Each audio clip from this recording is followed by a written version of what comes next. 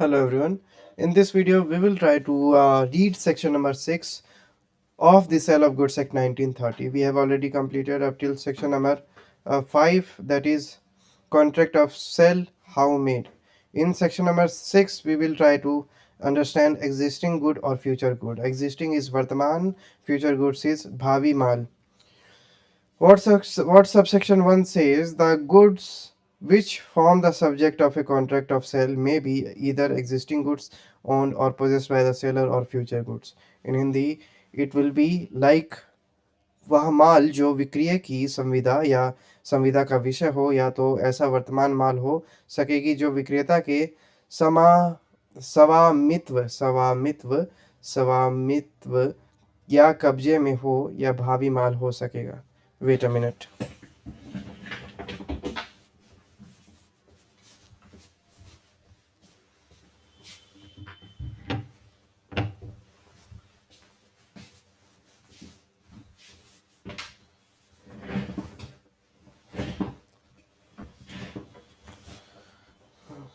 Let's continue. So वर्तमान या भावी माल, what is वर्तमान या भावी माल, existing और future goods. So वह माल जो विक्रय की संविदा का विषय हो या तो ऐसा वर्तमान माल हो सकेगी जो विक्रेता के स्वामित्व या कब्जे में हो या भावी माल हो सकेगा. यानी कि the goods which form the subject of a contract of sale may be either existing goods owned or possessed by the seller or future goods. तो जो गुड जो पार्ट है सब्जेक्ट कॉन्ट्रैक्ट ऑफ सेल का, वो चाहे तो वर्तमान में उपस्थित हो सकता है या फिर हो सकता है कि वो सेलर के द्वारा खरीदा गया हो, सेलर उसका मालिक हो, या फिर हो सकता है सेलर जो है उसके पास वो रखा हुआ हो और उसको वो अथॉरिटी दी गई हो कि उसको बेचना है, या फिर हो सकता है कि सेलर के पास वो गुड ना हो और वो कहीं से मंगा के फ्यूचर में आपको गुड दे. तो वो जो गुड है वो एग्जिस्टिंग भी हो सकता है या फ्यूचर में आने वाला भी हो सकता है. उससे टाइटल चेंज नहीं होगा सेलर का. अगर सेलर आपको एक संतुष्टि देता है कि हाँ वो जो गुड है वो मिल जाएगा, then that person is seller. And भले ही उसके पास वो गुड ना हो और गुड वो बाहर से मंगवाए, गुड्स जो है वो बाहर से मंगवाए, दैट डजेंट मैटर. चाहे हो सकता है उसके पास हो सकता है नहीं हो, दोनों ही केस में अगर है तो that will be known as existing goods, and नहीं है मंगा के देगा तो future goods. What subsection 2 says, there may be a contract for the sale of goods, the acquisition of which by the seller depends upon a contingency which may or may not happen. Subsection 2 कहता है उस माल के विक्रय के लिए संविदा हो सकेगी जिसका क्रेता द्वारा अर्जन ऐसी अनिश्चित घटना पर अवलंबित हो जो घटित हो या ना हो. उस माल के विक्रय के लिए संविदा हो सकेगी जिसका क्रेता द्वारा अर्जन ऐसी अनिश्चित घटना पर अवलंबित हो जो घटित हो या ना हो. What does this mean? There may be a contract for the sale of goods. कि हो सकता है एक कॉन्ट्रैक्ट ऑफ सेल गुड्स का एक होगा, the acquisition of which by the seller depends upon a contingency which may or may not happen. Goods, wait a minute, let me find it what this means. Acquisition, the act of obtaining or buying something. So there may be a contract for the sale of goods, the acquisition of which by the seller depends upon a contingency which may or may not happen. Contingency means a possible future situation or event.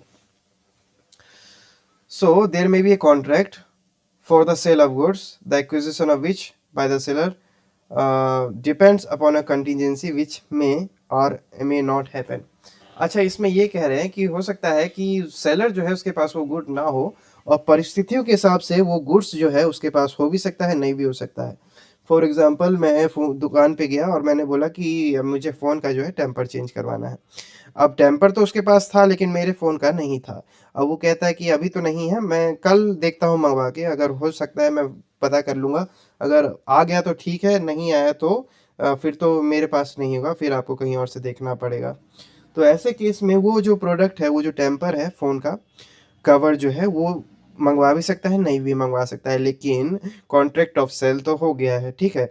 तो situational basis पे भी ये contract जो cell है, contract of cell है, वो बन सकता है। ज़रूरी नहीं कि फिर उसने बोल दिया है कि कल आएगा, और हो सकता है आए भी और ना आए भी, और तब भी हम उसके पीछे पड़ गए हैं कि आपने बोला था कि आ ही जाएगा, और 100% श्योरिटी दी है आपने, जबकि उसने बोला था कि हो सकता है टेम्पर तो आएगा, हो सकता है इसमें आपका वाला भी आ जाए, नहीं आया तब तो फिर कुछ नहीं कर सकते। तो वो भी कह रहा है कि वैसी सिचुएशन में भी वो भी वैसी भी परिस्थिति बन सकती है। देयर में भी ए कॉन्ट्रैक्ट, कि कॉन्ट्रैक्ट हो सकता है for the sale of goods, एक ऐसे गुड्स के सेल का जिसका एक्विजिशन जो है, यानी कि अ, जिसका मालिकाना हक जो है अभी उसके पास नहीं है, और जो डिपेंड करता है कंटिंजेंसी, यानी कि परिस्थिति पे, जो हो भी सकती है, जो नहीं भी हो सकती है।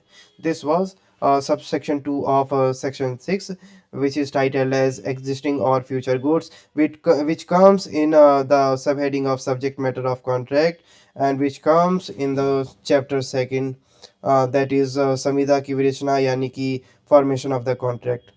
Now, subsection 3 says, whereby a contract of sale, the seller purports to effect a present sale of future goods, the contract operates as an agreement to sell the goods. Hindi में इसको समझते हैं। हालांकि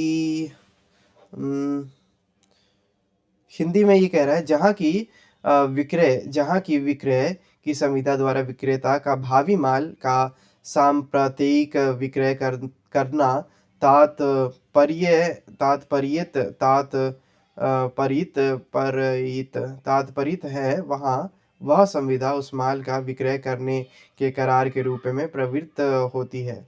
जहाँ की विक्रय की संविदा द्वारा विक्रेता का भावी माल का सांप्रतिक विक्रय करना तात्परित है, वहाँ वह संविदा उस माल का विक्रय करने के करार के रूप में प्रवृत्त होती है।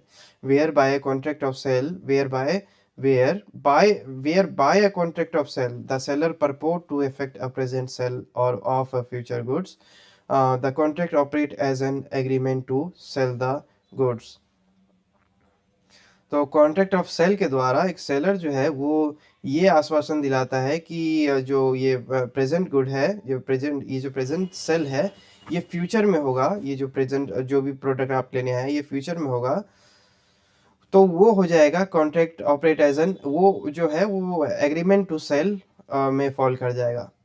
तो agreement to sell the goods, जहाँ की विक्रय की संविदा द्वारा विक्रेता का भावी माल का सांप्रतिक विक्रय करना तात्पर्यित है, वहाँ वह संविदा उस माल का विक्रय करने के करार के रूप में प्रवृत्त होती है।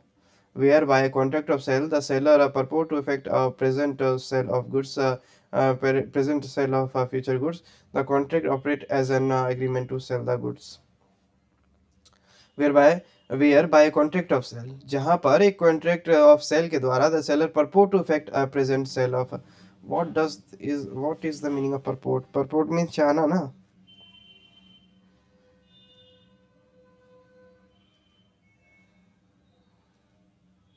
To give the impression of being something or of having done something, when this may not be true.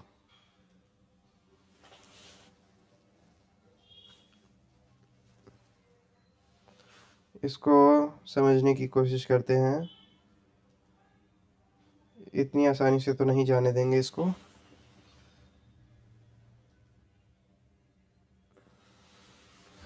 इसको अगर समझे, जहां बिक्री के अनुबंध द्वारा विक्रेता भविष्य के माल की वर्तमान बिक्री करने का अभिप्राय रखता है, वहां अनुबंध माल बेचने के लिए एक समझौते के रूप में संचालित होता है। ठीक है, तो जहां पर वो प्रोडक्ट उसके पास नहीं है लेकिन वो राजी होता है उस प्रोडक्ट को, उस गुड्स को सेल करने के लिए, तो वो फॉल कर जाता है एग्रीमेंट टू सेल में, ना कि सेल में। as we know na difference between sell and agreement to sell. Now we should read this in Hindi, the whole section in one go or in one flow.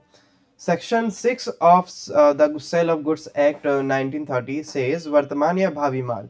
Subsection 1 वह माल जो विक्रय की संविदा का विषय हो या तो ऐसा वर्तमान माल हो सकेगी जो विक्रेता के स्वामित्व या कब्जे में हो या भावी माल हो सकेगा। सबसेक्शन 2 उस माल के विक्रय के लिए संविदा हो सकेगी जिसका क्रेता द्वारा अर्जन ऐसी निश्चित घटना पर अवलंबित हो जो घटित हो या ना हो। सबसेक्शन 3 जहाँ की विक्रय की संविदा द्वारा विक्रेता का भावी माल का सांप्रतिक विक्रय करना तात्पर्यित है, वहाँ एक संविदा उस माल का विक्रय करने के करार के रूप में प्रवृत्त होती है। In English existing or future goods. Subsection 6 existing or future goods. Subsection 1 the goods which form the subject of a contract of sale may be either existing goods owned or possessed by the seller or future goods. Subsection 2 there may be a contract for the sale of goods the acquisition of which by the seller depends upon a contingency which may or may not happen. Subsection 3 whereby a contract of sale the seller purport to effect a present sale of future goods. The contract operate as an agreement to sell the goods. Okay.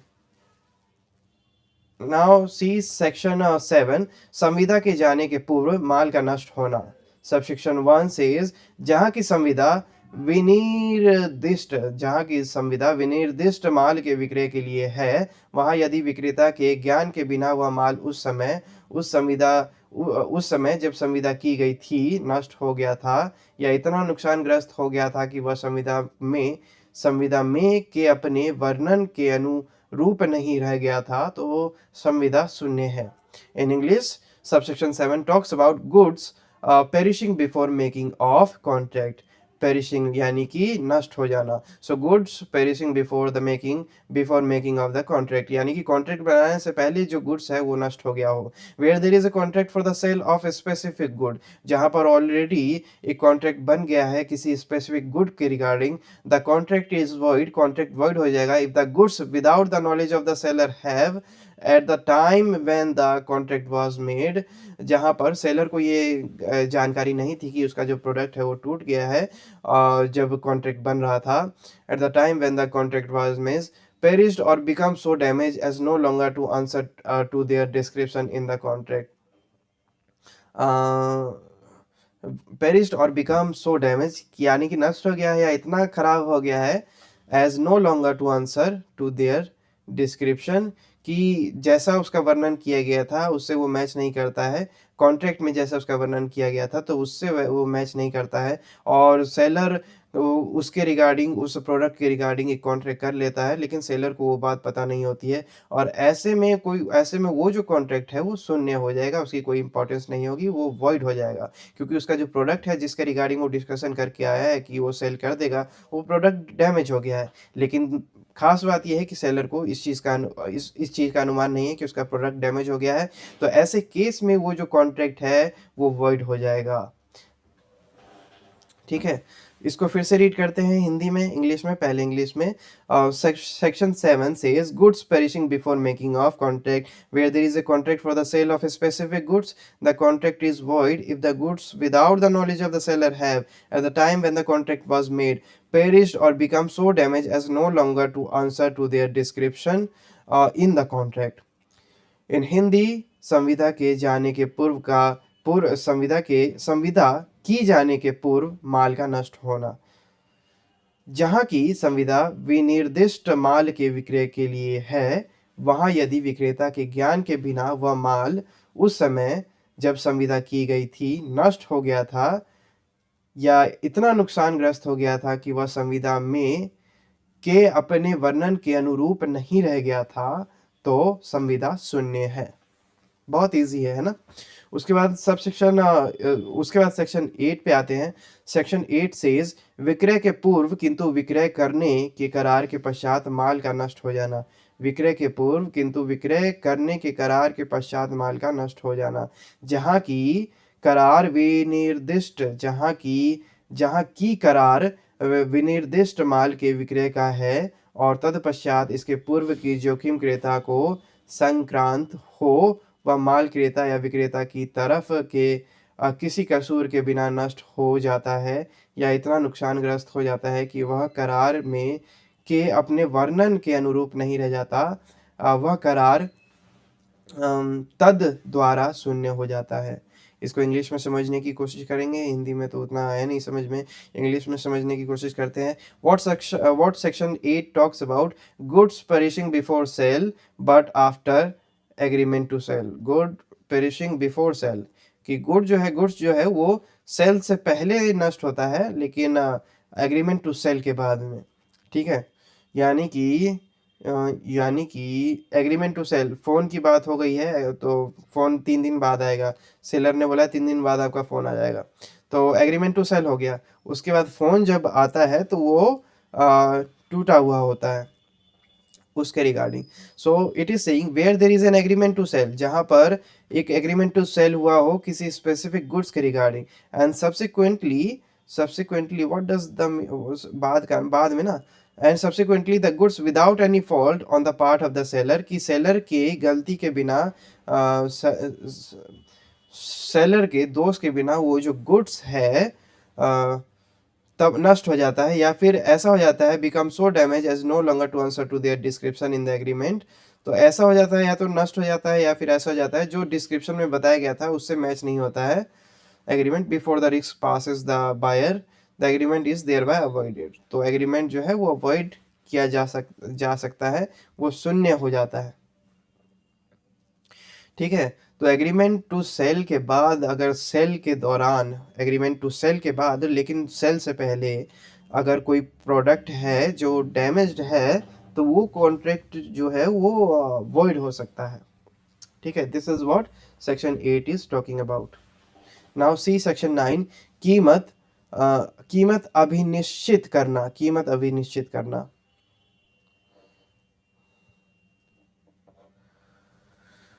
Section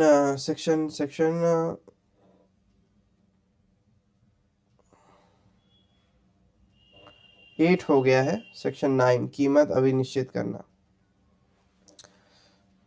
इसको यहीं पे close करते हैं, इसको continue करेंगे next part में।